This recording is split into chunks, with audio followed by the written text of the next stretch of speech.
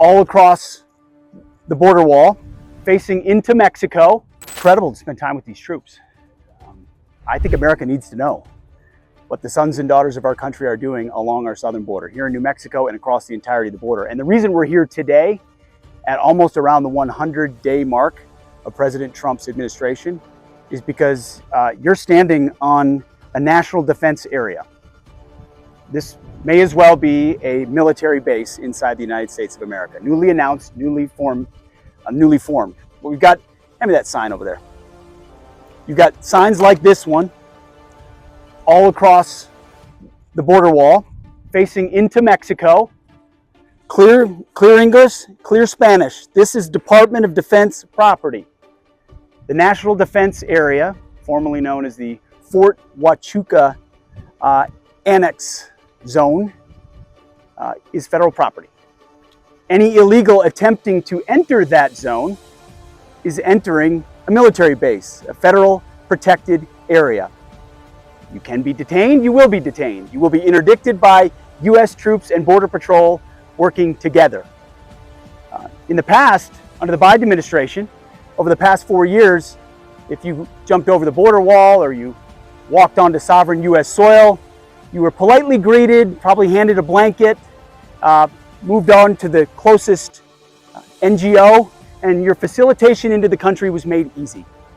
And that's why for 4 years, under Joe Biden, we had an invasion of 21 million people. 21 million people crossed the U.S. border that we know of. It's probably more than that. An invasion of people we don't have no idea what their intentions are. They brought drugs, they brought gangs, they brought violence. It was human smuggling. It was a total invasion of our sovereignty. And when President Trump was elected, he followed through on his promise and said, we will get 100% operational control of the southern border because border security is national security. And rapid, as fast as we could from day one, we have operationalized that concept at the southern border, sending troops. You know, I spent some time in the news business before I did this.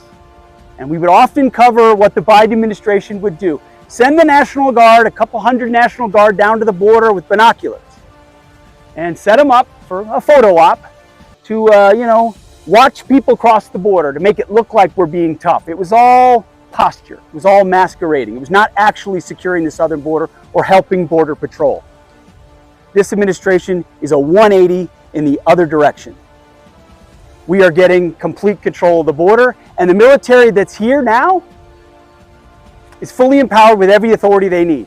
Inside the National Defense Area, which you're standing in right now, with these signs that warn you're entering it, if you are an illegal crossing, you will be monitored, you will be detained by U.S. troops. You will be detained temporarily and handed over to Customs and Border Patrol. If you have cut through a fence or jumped over a fence, that's destruction of government property. If you have attempted to evade, that's evading law enforcement, just like you would any other military base.